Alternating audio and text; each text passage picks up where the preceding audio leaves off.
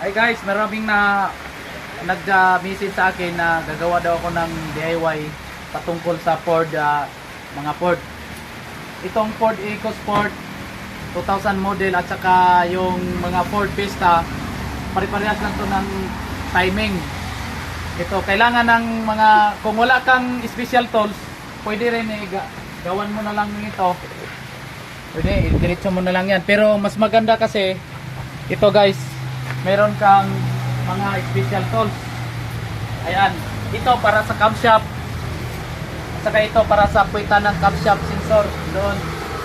At saka ito malapit sa crankshaft ito, ikakabit natin mamaya guys pag timing na natin. So unahin natin ang camshaft. Ito. Katulad lang to sa Ford Fiesta, ito. Tingnan mo. Paano magkabit ng timing belt. Ito i-tune in nyo lang to. Yan guys, ayan. Tingnan nyo lang ito. Kaya naman to sa mga baguhan, sa mga bagong graduate ng mga automotive. Yan. Ito ilagay nyo lang diretso. Ayan. Ayan, pag may mga may ilagay mo lang diyan, ayan oh. Isintro mo lang, yan, kung lang konti, yan oh. Ayan, yan, timing na yan. Yan. At saka itong isa, tingnan mo. Ito, para dito, doon sa puwitan ito. Dito sa puwitan banda, meron din siyang, ayan, dito yan oh, ilagay. Ayan. Ito diretso mo lang. Meron siyang gatla yung dalawa. Ipag-align mo lang yan. Accurate na ang timing mo dyan. At dito sa meron tayong bubunutin dyan. Dito guys. Ayan. Ito yung pinakamahirap. Ito. Kung paano mo i-timing ng number 1. Ito. Kumuha ka lang ng 13. Ayan. Meron dyan sa loob. Ayan oh. Ayan, kukunin mo yan dito. Ito 13 ito, 10 ganun. Yan, kunin mo lang yan. Ayan. Ito ayan, at saka ipalitan mo lang itong ganito din yan oh. Ayan. Itusok mo dito, itusok-tusok mo lang yan. Ayan oh. Meron siyang butas dito sa tusukan. Ayan. Yan, magparehas lang siya ng thread kasi itong ang ano niya, yung special tools. Kasi kung wala kang special tools, mahirap kasi. Ayan oh. Tingnan mo. Ang Ford EcoSport at saka Ford Fiesta parehas lang, walang kunya. Ayan, kaya mahirap to pag walang mga special tools, lalo na sa mga baguhan, mga aspiring na mekaniko na gustong palit ng timing sa mga EcoSport, Titanium at saka Ford Fiesta. Ganyan. Ito, dito mo lang ilagay dito. Pwede mo lang i-coatin mo lang ito. Ayan. Gumamit ka ng 18. Ayan. Gumamit ka ng power tools. Ayan oh.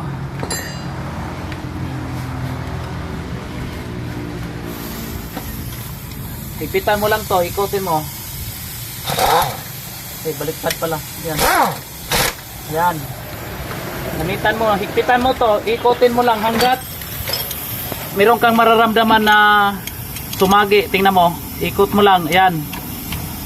Pag sumagi na yan, ibig sabihin naka number 1 na siya, naka TDC na siya, top dead center sa number 1. Saka mo na ikabit yung timing belt. Yan. Sana yung timing belt. Ayan, tanggalin mo dito.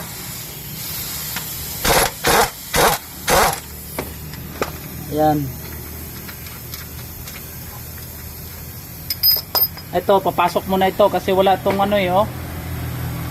Wala siyang kunya. Ayan. Wala talaga, walang slot. Ayan. Papasok mo lang ito doon. Ayan, kasi yung crankshaft natin is nakasit na ng number 1. Ayan oh, paikot-ikot lang yan oh, tingnan mo. Ayan oh, wala siyang Ito, kailangan din ng special tools. Kailangan mo ng kuan. Kung wala kang special tools, pwede na lansang yan, yung pako, lansang. Ayan. Yan guys, ito. Kasama to sa special tools. Ito, itong yung may triangle na yan, na ganito, kasama to sa special tools na mabibili sa mga ano dyan, sa mga butika.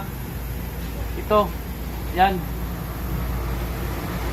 Itusok ko, kung wala kang ganito, hindi pwede toothpick nito. Kahit mga pako-pako lang, pwede. Yan. At saka ito, may slot ito dito, oh, banda. Oh, ayan. Dito, slot, dito may lagay yan. Oh, yan. Kasi nakalagay na yan. Ito, ilagay na natin yung ano. Go. Ayan, ikabit na natin tong timing belt. Ayan, kabit na natin. Yan, sure na yan. Kasi nakalock na yan, may lock na. Nakalock na siya yung timing kwan natin dyan.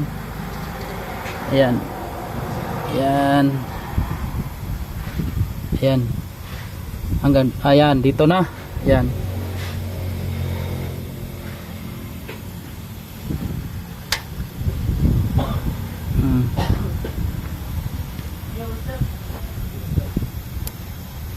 Yan, dito muna ilagay yung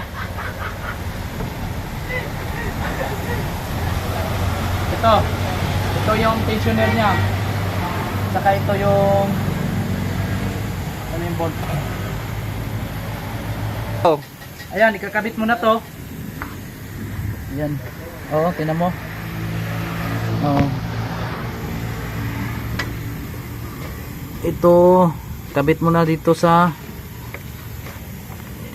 ngipin niya. Yan, kailangan nakaano yan sa ngipin. Ayan, kailangan ika-timing yan, timing yan.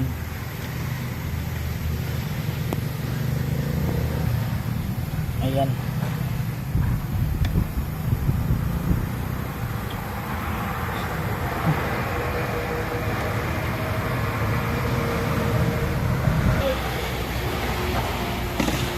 Ipan mo na ito yung ayan. Ayan, sure. Ayan, sure hits na yan, no? Ayan, kuha na yan. Nakatensyon na yan.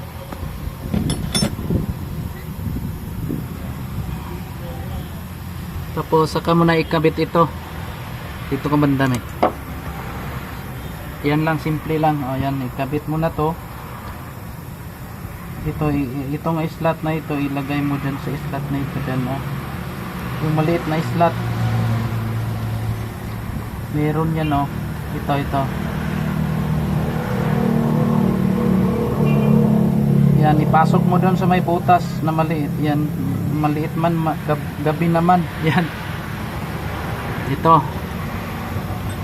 At lagyan mo ng yung 13 na bolt. Yan.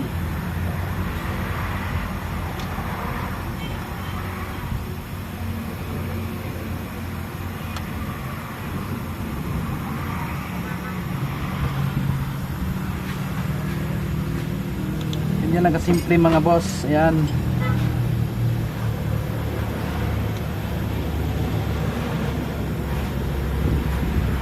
Ganyan lang kasimple, oh. Yan, pagkatapos yan,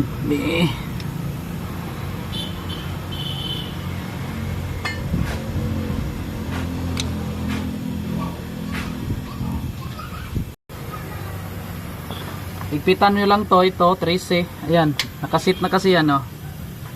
Ayan, nakasit na ito, timing belt din yan. Nakasit na to, oh, ayan, oh. Ayan, oh. Gano mo, tension mo yan, yan. Kasi ito nakalock na ito. Ito din pag i-kuan mo na to, babalik tong kuan niya. Ayan, i-release na ito. Itong yung parang triangle. Ayan, pagka mahigpitan mo na tong 13. Ayan.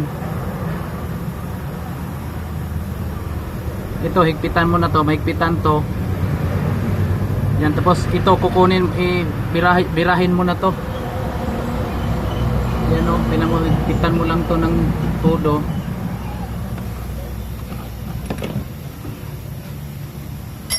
tayo ng 3C. Ayan, ito 3C. Ayan, higpitan mo lang to.